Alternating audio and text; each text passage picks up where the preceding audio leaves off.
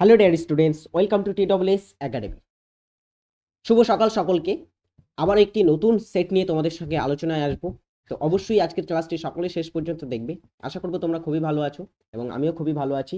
তো আজকে আমরা 35 নম্বর ক্লাস দেখতে দেখতে কিন্তু 35টা ক্লাস করে ফেললাম। এর আগে কিন্তু আরও অনেকগুলো ক্লাস করেছি, যদি না দেখে থাকো তো প্লে লিস্টে ক্লিক করে কিন্তু আমাদের ক্লাসগুলো প্লে লিস্টে গিয়ে সার্চ করে সেখান থেকে ক্লাসগুলো দেখতে পারো। বিভিন্ন কিন্তু ইম্পর্টেন্ট প্রিভিয়াস ইয়ারের কিছু প্রশ্ন, কিছু কিন্তু পরীক্ষায় আসার মতো ইম্পর্টেন্ট প্রশ্ন নিয়ে তোমাদের সঙ্গে আলোচনা করা আছে। তো আজকের ক্লাসটিতে আমরা প্রশ্ন নিয়ে আলোচনা করব। তার আগে বলে রাখি, সমস্ত ক্লাসের নোটিফিকেশন বা লিঙ্ক পেতে আমাদের টেলিগ্রাম গ্রুপে যুক্ত হয়ে যাবে। The way of solution verified Telegram group, সেখানে যুক্ত হবে এবং চাকরি পরীক্ষার সেরা প্রস্তুতি আমাদের TSS একাডেমি এবং দ্য ওয়ে অফ সলিউশন থেকে নিতে আমাদের কিন্তু চ্যানেলটিকে তোমাকে অবশ্যই সাবস্ক্রাইব করে রাখতে হবে। প্রথম প্রশ্নে আসবো, যেটা হচ্ছে আজকের, ভারতের পরিবেশ সুরক্ষা আইন পাশ হয় কবে? ভারতের যে পরিবেশ সুরক্ষা আইন সেটা পাশ হয়েছিল কবে? অ্যান্সারটা কি হবে প্রথম প্রশ্নে? একদমই উল্লেখযোগ্য একটি প্রশ্ন, যেটা হচ্ছে ভারতের পরিবেশ সুরক্ষা আইন। তো এটা পাশ হয়েছিল কবে? অ্যান্সার হবে এখানে 1986। পরিবেশ সুরক্ষা আইনটি পাশ হয় 1986 সালে। খেলাফত আন্দোলন সংগঠিত হয় কার নেতৃত্বে? খেলাফত আন্দোলনটা সমগ্র ভারতে মুসলিম একটা আন্দোলন ছিল, ভারতীয় মুসলিমদের আন্দোলন। সেই খেলাফত আন্দোলনটা তোমার পরবর্তীতে একটা জাতীয় আন্দোলনে কিন্তু পরিণত হয়েছিল। যেই খেলাফত আন্দোলনটা প্রথম, এটা সূচনা হয় কবে? 1990, 1919 সালে এটা সূচনা হয়। তো এই খেলাফত আন্দোলনের যারা নেতৃত্ব দিয়েছিল তাদের মধ্যে কারা ছিল? তাদের মধ্যে অ্যান্সার হবে এখানে কে কে ছিল? অপশন সি, আলী ভাতৃদ্বয়। তারা কিন্তু ছিল খেলাফত আন্দোলনের প্রধান নেতৃত্বে। ওকে, পরের প্রশ্ন, যেটা ব্রিটিশ ইস্ট ইন্ডিয়া কোম্পানির পক্ষে পলাশির যুদ্ধে কে নেতৃত্ব দিয়েছিলেন? আবারও একটি নেতৃত্ব বিষয়ক প্রশ্ন। ব্রিটিশ ইস্ট ইন্ডিয়া কোম্পানির ক্ষেত্র থেকে পলাশির যুদ্ধ নবাব সিরাজউদ্দৌলা, নবাব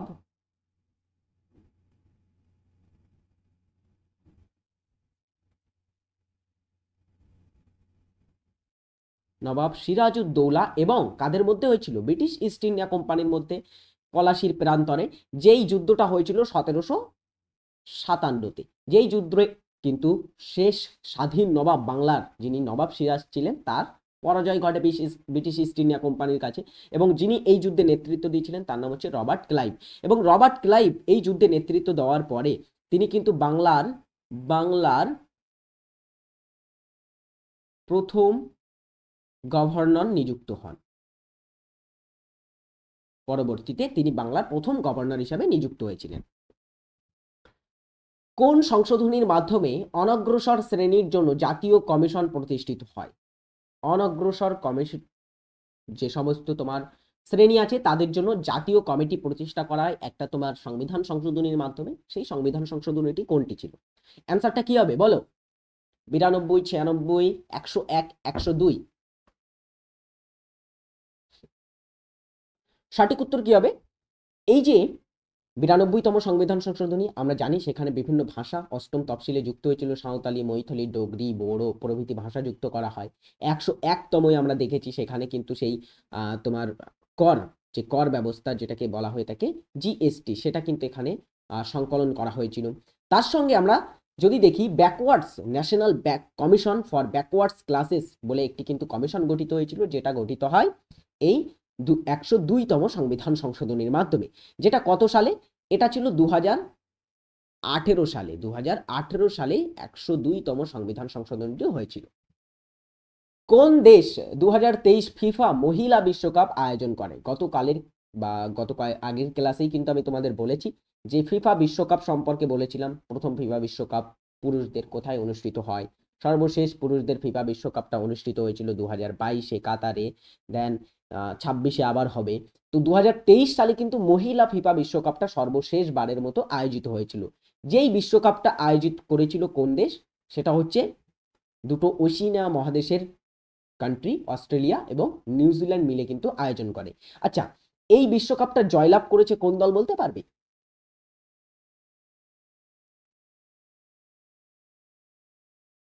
চ্যাম্পিয়ন হয় কোন দল?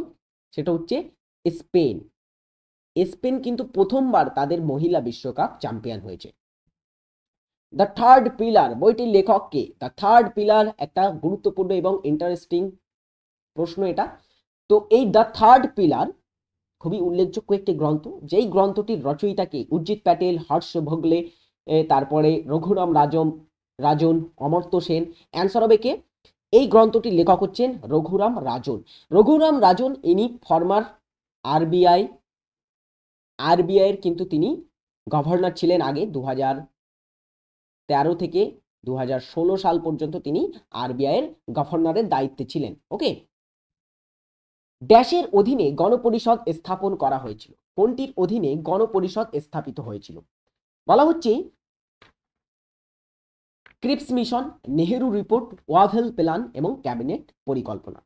তো গণপরিষদটা কাদের পরিকল্পনা অনুযায়ী বা কোন কমিশনের পরিকল্পনায় বা কোন কমিশনের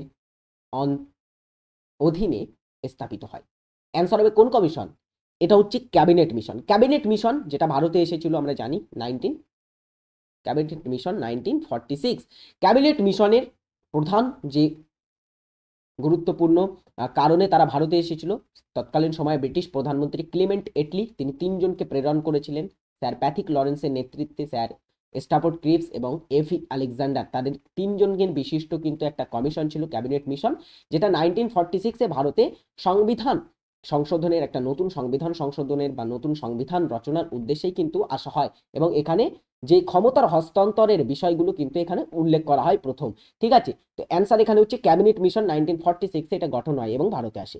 নেক্সট হচ্ছে কোন ভারতীয় আর্থিক প্রতিষ্ঠান শেয়ার বাজার বিনিয়োগদের রক্ষা করে? শেয়ার বাজার বিনিয়োগকারীদের রক্ষা করে থাকে কোন আর্থিক প্রতিষ্ঠান? SEBI, Bombay stock exchange, reserve bank of India, জাতীয় স্টক এক্সচেঞ্জ। অ্যান্সার হবে কি এখানে? Securities and exchange board of India, অর্থাৎ সেবি।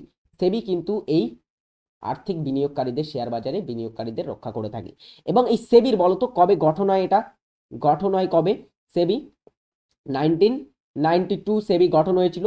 সদর দপ্তর বলো সকলে, সদর দপ্তরটা কোথায় সেবির? এটা মুম্বাইতে। পরীক্ষায় খুবই আসে। সেবি গঠন হয় কবে এটা মনে রাখবে, সেবি গঠন হয়েছিল 1992-তে। ভারতের প্রথম পারমাণবিক চুল্লি সেটি কোনটি?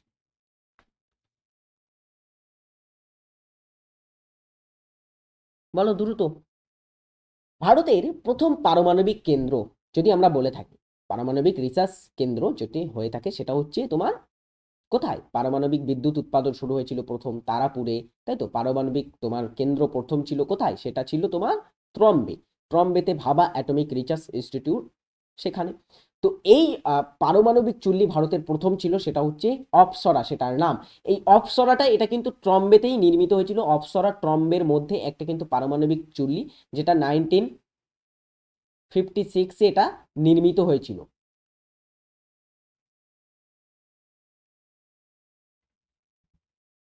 ট্রোপোস্ফিয়ারের গড় উচ্চতা কত? দেখো এই ট্রোপোস্ফিয়ার বায়ুমণ্ডলের সবচেয়ে নিচের স্তর, যেটা সেই ট্রোপোস্ফিয়ার যেখানে সারা বছর ঝড় বৃষ্টিপাত হয়, আমরা জানি এগুলির বৈশিষ্ট্য কি? ট্রোপোস্ফিয়ারে সবচেয়ে নিচের স্তর, সবচেয়ে ঘন এবং ভারী স্তর এটি।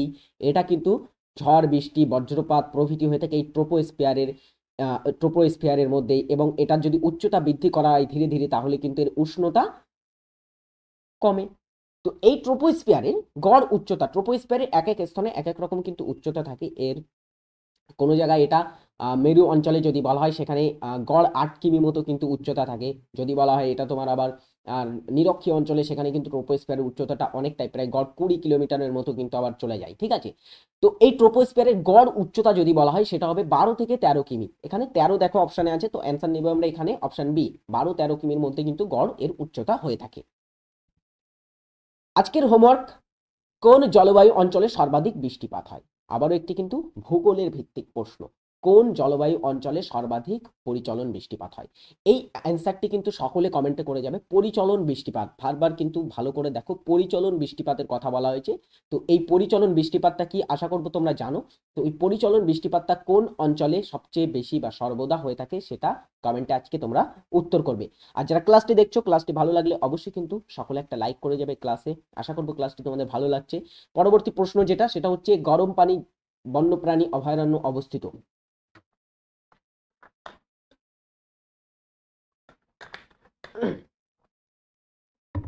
গরম পানি একটা বন্যপ্রাণী অভয়ারণ্যে এটা কোথায় অবস্থিত?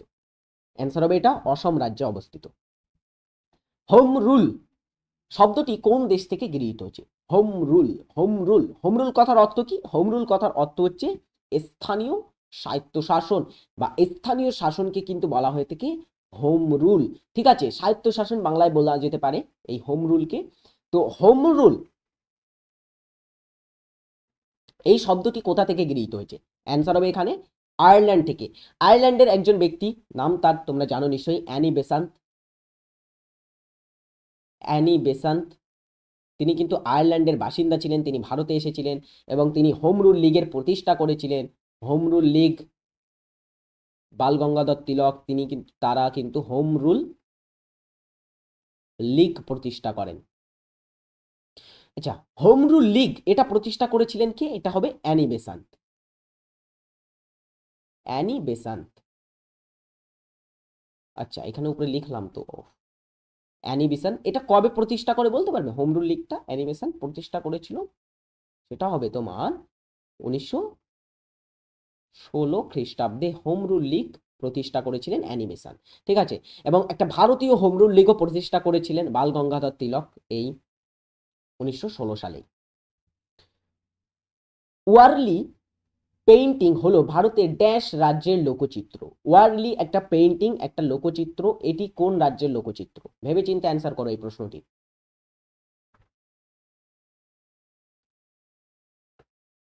ওয়ারলি পেইন্টিং এটা কোন রাজ্যের লোকচিত্র? এটা হচ্ছে মহারাষ্ট্রের একটা কিন্তু উল্লেখযোগ্য লোকচিত্র। নেক্সট হচ্ছে ভারতীয় উপমহাদেশের এই অঞ্চলটি ঘন ঘন ক্রান্তীয় ঘূর্ণিঝড় দ্বারা প্রভাবিত হয়। ক্রান্তীয় ঘূর্ণিঝড় প্রধানত এটা কোন অঞ্চলে দেখা যায় সবচেয়ে বেশি? ক্রান্তীয় ঘূর্ণিঝড়টা পূর্ব উপকূলে। পূর্ব উপকূল, ভারতের যে পেনিনসুলার পূর্ব উপকূল, অর্থাৎ তোমার যে পূর্ব উপকূলের যে সমস্ত তোমার উপকূলগুলো আছে তার মধ্যে আছে উত্তর সরকার উপকূল, কোঙ্কণ উপকূল, তারপরে বিভিন্ন কিন্তু উপকূল আমরা যদি দেখি গুজরাট উপকূল, কোঙ্কণ উপকূল, মালাবার উপকূল ইত্যাদি কিন্তু পশ্চিম উপকূলের কিছু উপকূল। পূর্ব উপকূলে কিন্তু সবচেয়ে বেশি ঘূর্ণিঝড় হয়ে থাকে। পূর্ব উপকূলের এখানে একটি মাত্র উপকূল দেখতে পাচ্ছি আমরা, যেটা হচ্ছে করমণ্ডল উপকূল, অর্থাৎ তামিলনাড়ু অঞ্চল। তামিলনাড়ু, অন্ধ্রপ্রদেশ, উড়িষ্যা, পশ্চিমবঙ্গ এবং যে সমস্ত অঞ্চলগুলি এই অঞ্চলে আছে তারা কিন্তু বিশেষভাবে এই ঘূর্ণিঝড়, বিভিন্ন ঘূর্ণিঝড়, অনেক ঘূর্ণিঝড় কিন্তু হয়ে থাকে, সেই সমস্ত ঘূর্ণিঝড়ের দ্বারা বিশেষভাবে প্রভাবিত হয়ে থাকে। 1956 সালে শিল্পনীতি রেজুলেশন ড্যাশের ভিত্তি তৈরি করে? 1956-এ শিল্পনীতি রেজুলেশন, এটি ভারতের একটি গুরুত্বপূর্ণ কিন্তু শিল্পনীতি ছিল, যেই নীতিটি তোমার কিসের ভিত্তি বা ড্যাশ পরিকল্পনার ভিত্তিতে তৈরি করে? কোন পরিকল্পনা তৈরি করেছিল?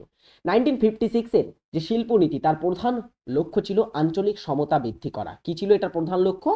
আঞ্চলিক সমতা বৃদ্ধি করা এবং দেশে দ্রুত শিল্পায়নের বৃদ্ধি করা। এটা কিন্তু ছিল 1956-এর শিল্পায়ন রেজুলেশন নীতির মূল কথা বা মূল কিন্তু উদ্দেশ্য, যেটা তোমার প্রধানত অবশ্যই আমরা জানি দ্বিতীয় পঞ্চবার্ষিক পরিকল্পনায় কিন্তু সবচেয়ে বেশি এই শিল্পনীতির উপরে জোর দেওয়া হয়। ব্রিটিশদের সঙ্গে কোন যুদ্ধে রানী লক্ষ্মীবাই মারা গেছিলেন? রানী লক্ষ্মীবাই, ঝাঁসি রানী লক্ষ্মীবাই, তাকে কি বলা হয়? ঝাঁসি রানী।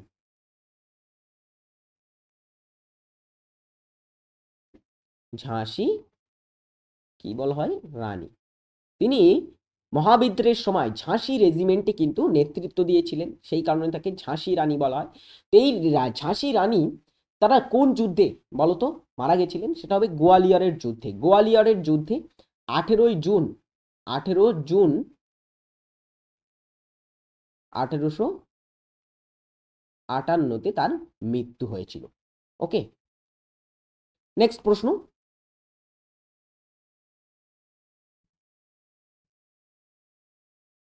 ধীনোধর পাহাড় ভারতের কোন রাজ্য বা কেন্দ্রশাসিত অঞ্চলে অবস্থিত? ধীনোধর হচ্ছে একটা পাহাড়, যেটা কোন রাজ্য কেন্দ্রশাসিত অঞ্চলে অবস্থিত? অ্যান্সার করো সকলে।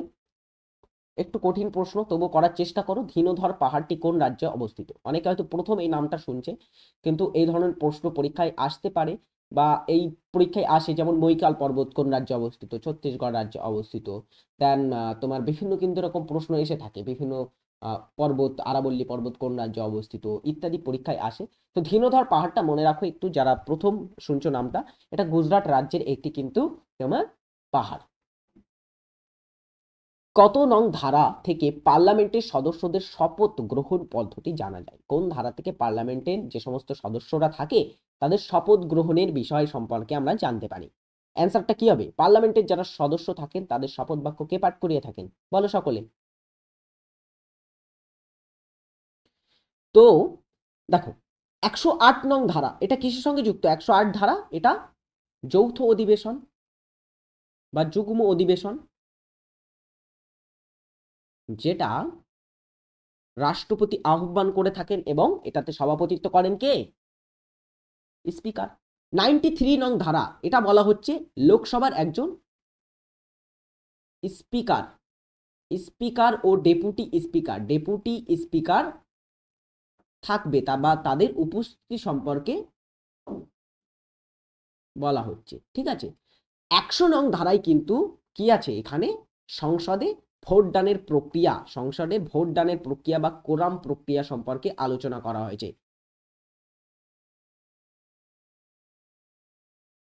আরেকটি হচ্ছে 99 নং ধারা, যেটাতে কিন্তু সংসদের সদস্যদের শপথ সম্পর্কে বলা হয়েছে। ঝাড়খণ্ডের বর্তমান মুখ্যমন্ত্রী কে? ঝাড়খণ্ড রাজ্য আমাদের প্রতিবেশী রাজ্য, এই ঝাড়খণ্ডের সঙ্গে কিন্তু পশ্চিমবঙ্গের সবচেয়ে সর্বাধিক বৃহৎ কিন্তু সীমানা আছে। যেই ঝাড়খণ্ড রাজ্যটির বর্তমান মুখ্যমন্ত্রী কে? নবীন পট্টনায়ক, হেমন্ত সোরেন, চম্পাই সোরেন, নীতিশ কুমার। ঝাড়খণ্ড রাজ্যের সম্প্রতি সম্প্রতি কয়েকদিন আগেই কিন্তু মুখ্যমন্ত্রী চেঞ্জ হয়েছে। এর আগে হেমন্ত সোরেন তিনি কিন্তু মুখ্যমন্ত্রী ছিলেন, কিন্তু তিনি সম্প্রতি ইস্তফা দিয়েছেন। তো এই হেমন্ত সোরেনের পরে বর্তমান যিনি মুখ্যমন্ত্রী হিসাবে নিযুক্ত হয়েছেন তার নাম হচ্ছে কি? তার নাম হচ্ছে চম্পাই সোরেন। তিনি বর্তমান মুখ্যমন্ত্রী ঝাড়খণ্ডের। আচ্ছা, ঝাড়খণ্ডের আরেকটা জিনিস মনে রাখো, রাজ্যপালকে, ঝাড়খণ্ডের রাজ্যপালকে, সেটা হবে সিপি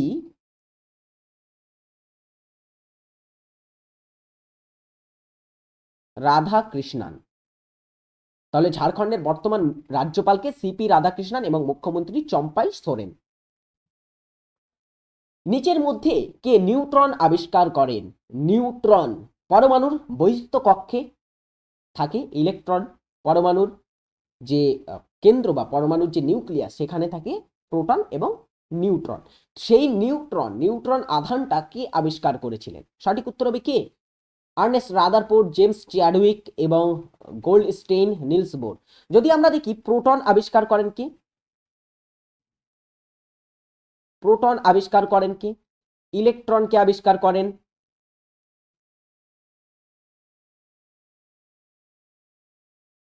এবং নিউট্রনকে আবিষ্কার করেন। ইলেকট্রন আবিষ্কার করেন জে জে থমসন,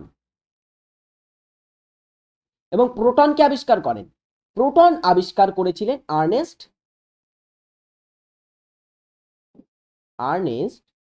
রাদারফোর্ড। তাহলে প্রোটনের আবিষ্কর্তা রাদারফোর্ড, আর নিউট্রনটা যিনি আবিষ্কার করেছিলেন তার নাম হচ্ছে জেমস চ্যাডউইক বা J Chadwick. TWS academy, your gateway to success, WBP 2024 foundation batch 2.0 আমাদের শুরু হতে চলেছে 15ই ফেব্রুয়ারি থেকে। তো অবশ্যই তোমরা সেরা চাকরির প্রস্তুতি নিতে, বিভিন্ন ব্যাচে ভর্তি হতে আমাদের TWS একাডেমি অ্যাপটি অবশ্যই ডাউনলোড করো। ডাউনলোড করে সেখানে তোমরা তোমার নিজের নাম এনরোল করে এই সমস্ত পরীক্ষার জন্য কিন্তু প্রস্তুতি নিতে পারো। আমাদের নতুন ব্যাচ WBP 2024 ফাউন্ডেশন ব্যাচ 2.0, যেই ব্যাচে তোমরা যুক্ত হলে সমস্ত বিষয়ের সিলেবাস ভিত্তিক ক্লাস পাবে, বিষয় ভিত্তিক মক টেস্ট পাবে, লাইভ প্লাস রেকর্ড দেখার সুযোগ, এবং সোম থেকে শনি প্রতিদিন ক্লাস পাবে। এই ব্যাচটি নিলে তোমরা কিন্তু WBPর প্রিলি প্লাস মেন সমস্ত কিন্তু কভার করতে পারবে।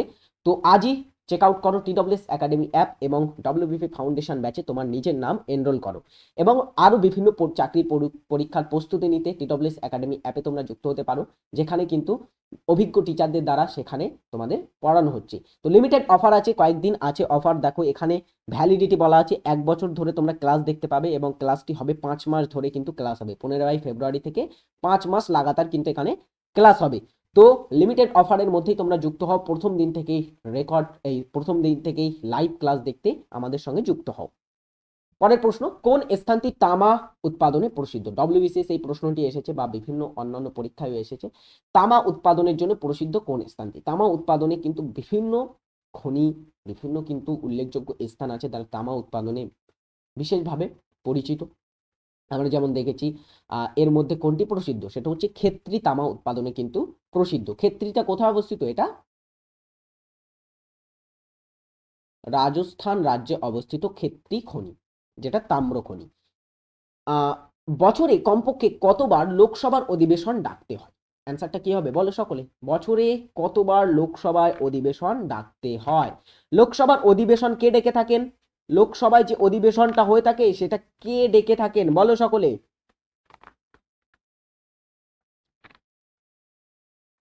লোকসভার অধিবেশন কে আহ্বান করেন? আহ্বান করেন কে? রাষ্ট্রপতি। এবং এই লোকসভার অধিবেশন বছরে কয়বার ডাকা বাধ্যতামূলক? সেটা হচ্ছে 2 বার কিন্তু ডাকা বাধ্যতামূলক।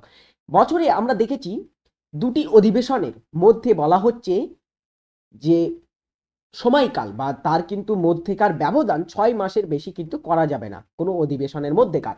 আর প্রধানত সংসদে 3 প্রকারের অধিবেশন ডাকা হয়ে থাকে। সংসদে তাহলে কয় প্রকার অধিবেশন আমরা বসাতে পারি বা রাষ্ট্রপতি ডাকতে পারেন? সেটা হচ্ছে 3 প্রকার। একটা হচ্ছে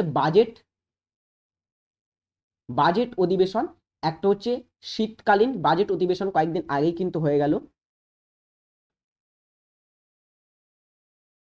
শীতকালীন এবং একটা হচ্ছে বর্ষাকালীন।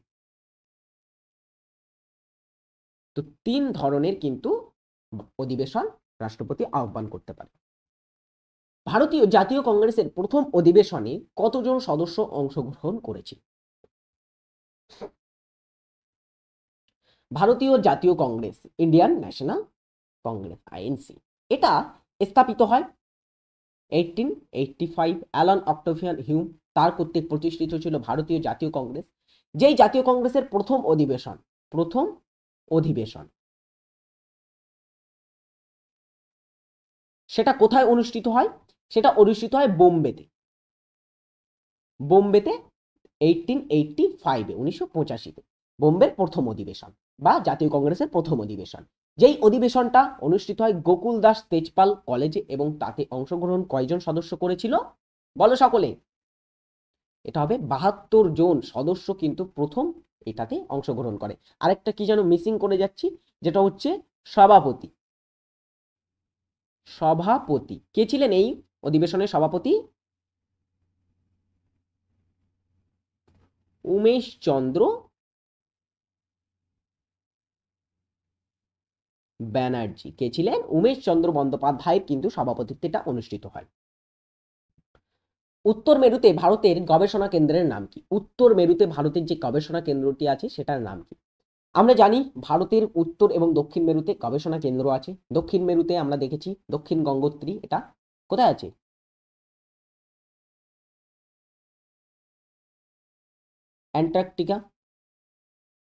অ্যান্টার্কটিকাতে আছে কি দক্ষিণ গঙ্গোত্রী, মৈত্রী ইত্যাদি কিন্তু ভারতের এগুলি দক্ষিণ মেরুতে অর্থাৎ অ্যান্টার্কটিকার গবেষণা কেন্দ্র। তো ভারতের উত্তর মেরুতে যে গবেষণা কেন্দ্র আছে সেটার নাম কি? সেটার নাম হচ্ছে হিমাদ্রি। উত্তর মেরুতে অবস্থিত দেশ নরওয়েতে কিন্তু এটা অবস্থিত। কোথায় অবস্থিত এটা? নরওয়েতে। পায়রার কতগুলি বায়ুথলি থাকে? পায়রার দেহে কতগুলি বায়ুথলি থাকে বলো? পায়রাকে বাতাসে উঠতে সাহায্য করার জন্য তার কতগুলি বায়ুথলি থাকে, যেগুলো কিন্তু তার মধ্যে গরম বাতাস ভর্তি করে এবং গরম বাতাস বহন করে পায়রার কিন্তু দেহের ওজন হ্রাস করে দেয় এবং পায়রাকে উড্ডয়নে সাহায্য করে। এই কারণে পায়রার বায়ুথলি থাকে, যে বায়ুথলি কতগুলি, সেটা হচ্ছে 9টি বায়ুথলি থাকে। মুঘল শাসকরা ছিলেন আফগান, পার্সি, পাশতুন নাকি নান? মুঘল শাসকরা কারা ছিলেন? মুঘল শাসক বাবর, তারপরে আকবর, বাবর কর্তৃক তারা কিন্তু ভারতে এসেছিল। বাবর লোদি বংশের পরাজয় ঘটিয়ে, এটা তোমরা জানো, পানিপথের প্রথম যুদ্ধের মাধ্যমে 1526 সালে। তো এই মুঘল শাসকরা তারা কোথাকার ছিলেন? মুঘল শাসকরা বলা হয়ে থাকে তারা চেঙ্গিস খানের কিন্তু বংশধর ছিলেন। কার বংশধর?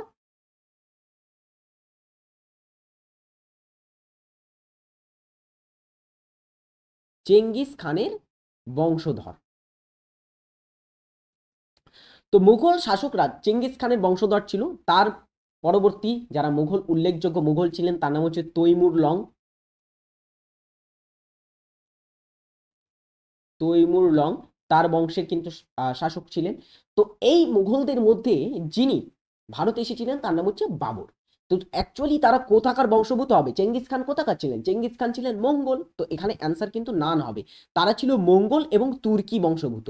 মঙ্গল মঙ্গল প্লাস তুর্কি বংশভূত। ওকে। বনবিহার ন্যাশনাল পার্ক কোন রাজ্যে অবস্থিত? পরবর্তী প্রশ্ন হচ্ছে বনবিহার একটা ন্যাশনাল পার্ক ভারতের কোন রাজ্যে অবস্থিত? মধ্যপ্রদেশ, রাজস্থান, ছত্তিশগড়, বিহার। তো এখানে অ্যান্সার কি হবে? Right answer is Madhya Pradesh. Van Vihar, তারপরে কুনো জাতীয় উদ্যান, সাতপুরা, পান্না, কানহা, বান্ধবগড়, এরকম কিন্তু জাতীয় উদ্যান অনেকগুলো আছে, সেগুলো মধ্যপ্রদেশ রাজ্যের উল্লেখযোগ্য জাতীয় উদ্যান। ঠিক আছে, নেক্সট, দিল্লির লাল কেল্লা কি শিলা দ্বারা গঠিত? দিল্লির লাল কেল্লা, যেই লাল কেল্লাটাকে কে নির্মাণ করেছিলেন?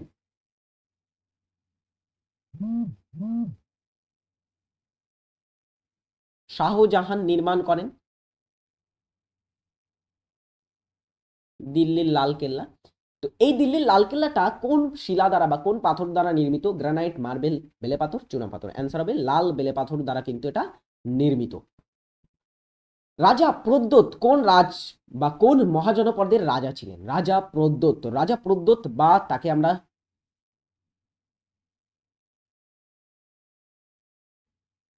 চন্ড প্রদ্যোৎ নামেও চিনি, চন্ড প্রদ্যোৎ নামেও তিনি কিন্তু খ্যাতি ছিলেন বা তার খ্যাতি ছিল।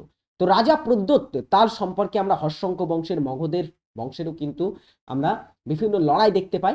তো এই রাজা প্রদ্যোৎ তিনি ছিলেন কোন মহাজনপদের রাজা? এটা হবে অবন্তী মহাজনপদের তিনি রাজা ছিলেন। অবন্তীর রাজা, অবন্তীরাজ প্রদ্যোৎ তাকে বলা হয়ে থাকে। মাউন্ট এভারেস্ট নেপালে কি নামে পরিচিত? পৃথিবীর সবচেয়ে উঁচু পর্বত শৃঙ্গ মাউন্ট এভারেস্ট। সেই মাউন্ট এভারেস্ট আমরা মাউন্ট এভারেস্ট নামেই চিনি, কিন্তু এটার যে নেপালেই তো অবস্থিত মাউন্ট এভারেস্ট। তো নেপালে কিন্তু এটার একটা অপর নাম আছে। কি নাম আছে বলো? মাউন্ট এভারেস্ট নেপালে পরিচিত হচ্ছে সাগর মাথা নামে। কি নামে? সাগর মাথা। আজকের ক্লাসটি আশা করবো তোমাদের খুবই ভালো লেগেছে। এই পর্যন্ত ছিল আজকের ক্লাস, এতটুকুই ছিল। আর এর পরবর্তী ক্লাসে আবারও তোমাদের সঙ্গে দেখা হবে। আজকের ক্লাসে বিভিন্ন প্রশ্ন নিয়ে আলোচনা করলাম, এর মধ্যে কিন্তু কতগুলো প্রিভিয়াস ইয়ারের প্রশ্ন ছিল। তো আশা করবো তোমাদের প্র্যাকটিস হয়ে গেল। তো প্রতিদিন প্র্যাকটিস করতে বা প্র্যাকটিস ক্লাস দেখতে আমাদের TWS একাডেমি এবং দ্য ওয়েব সলিউশন চ্যানেলটি সাবস্ক্রাইব করে রাখো। তার সঙ্গে আমাদের টেলিগ্রাম গ্রুপে যুক্ত হয়ে যাও সমস্ত ভিডিওর লিঙ্ক পেতে। আর TWS একাডেমি অ্যাপ, সেখানে যুক্ত হয়ে যাও। বিভিন্ন নতুন ব্যাচ আমাদের লঞ্চ করা হচ্ছে। তো সেই ব্যাচগুলোতে তোমরা ভর্তি হতে ইচ্ছুক হলে আজই ডাউনলোড করো TWS একাডেমি অ্যাপ এবং নিজের নাম এনরোল করো। এখানেই আজকের ক্লাসটি শেষ করব। এত দূরই ছিল আজকের ক্লাস। সকলে ভালো থাকবে, সুস্থ থাকবে, নিজের খেয়াল রাখবে। টাটা।